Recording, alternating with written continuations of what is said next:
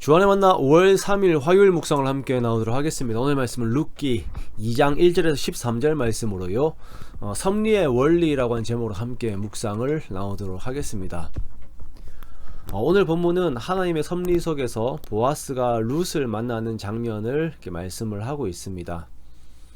하나님께서 일들을 진행하시는 섭리 가운데 우리가 들어갈 때에 우리가 받을 수 없는 일들을 받게 되는 것을 두고 우리가 은혜라고 말을 합니다. 가장 큰 것이 구원의 은혜이고, 우리의 삶 속에서 하나님께서 역사하심에 대한 은혜들 또한 이렇게 많이 우리가 얻게 되지요. 그런데 가끔 이 은혜의 원리를 오해함으로 인해서 내가 내 삶에서 마땅히 행해야 하는 의무들을 행하지 않으면서 하나님의 은혜만을 구하는, 나에게 좋은 일이 있어야 하는 것처럼 생각하는 그리스도인들이 있습니다. 그러나 성경은 절대 그렇게 말하지 않습니다. 하나님의 선한 섭리와 함께 그리스도인들에게 항상 요구되는 것은 그에 부합하는 그 의무의 이행입니다. 오늘 룻은 부유한 보아스를 만나게 됩니다. 이 보아스와의 만남은 하나님의 섭리예요. 그러나 이 보아스와의 만남이 순조롭게 이루어지는 데 있어서 룻이 가지고 있는 그 공경의 마음과 그녀의 성실함이 또한 함께 역할을 하는 것을 볼 수가 있습니다. 2절 말씀에 보면 룻은 시어머니 나오미와의 생계를 유지하기 위하여 이삭 줍는 일을 하러 나가려고 합니다. 이삭을 줍는 것은 가난한 자들을 위해 하나님께서 배려하신 이스라엘의 그 공동체의 삶의 원리예요.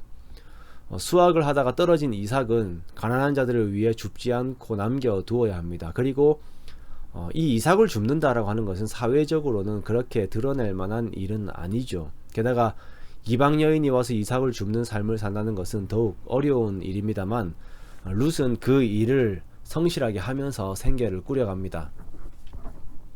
밭의 주인인 보아스가 와서 룻을 보고 관심을 가져요. 룻에 대해서 묻습니다.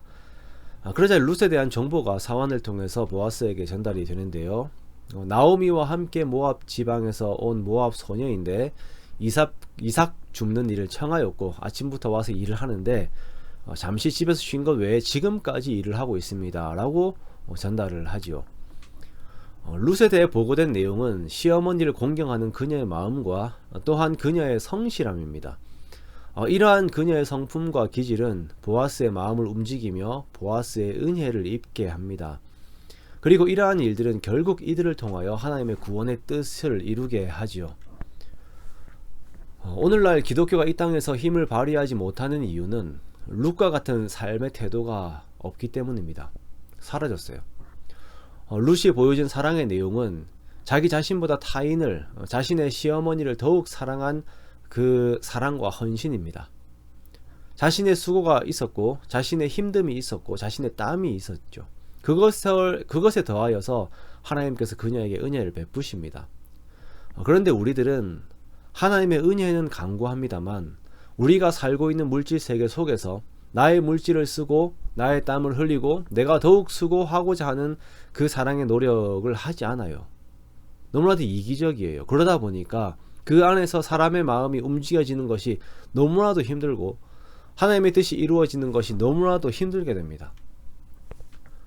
나는 조금도 손해를 보지 않으려고 하면서 내 이익만 생각하면서 하나님의 은혜와 복이 나에게 순조롭게 이루어지기를 바라는 그 염치 없는 마음을 아무런 부끄러움 없이 세상 사람들 앞에서 비추고 있는 것이죠. 그러면서 나와 내 가정이 잘 되기를 바라고 하나님의 축복을 구합니다. 그러나 절대 그렇게 되지 않습니다. 하나님께서는 그 사람의 행위를 보십니다. 더 먼저는 그 사람의 마음의 중심을 보십니다. 그 마음의 중심과 함께 하나님께서 일하세요. 저는 저와 여러분이 하나님의 큰 축복과 아름다운 섭리 속으로 들어가는 영광이 항상 함께 하시기를 원합니다. 그런데 그렇게 되기 위해서는 나의 마음의 중심이 진실로 다른 사람을 위하는 그런 정직한 마음이 되어야 합니다. 그렇게 되기 원합니다. 내가 땀을 흘려 다른 사람을 돕는 그런 진짜 사랑이 저와 여러분에게 함께 하시기를 원합니다. 그래야 해서 나에게서 비추어지는 그리스도의 성품이 사람의 마음을 움직이는 통로가 되어서 하나님의 귀한 역사가 우리들의 인생 가운데 이루어져야 하는 것입니다. 여러분의 마음을 들이십시오. 이웃을 위해 드리세요. 여러분의 시간과 여러분의 수고를 드리십시오. 어떻게 다른 사람을 이용해 먹을까, 그런 마음은 추호도 가지지 마십시오. 여러분이 먼저 헌신하십시오. 그 자리에서 주님의 일이, 주님의 뜻이 일어나게 됩니다. 이루어지게 돼요. 룻의 마음의 그 중심을 본받아서 사랑과 성실로 주어진 삶을 살아갈 때에 저와 여러분의 삶에서 주님의 뜻이 이루어집니다. 그 귀하고 복된 일이 우리의 모든 삶 가운데 가득하시기를 주님의 이름으로 축원합니다.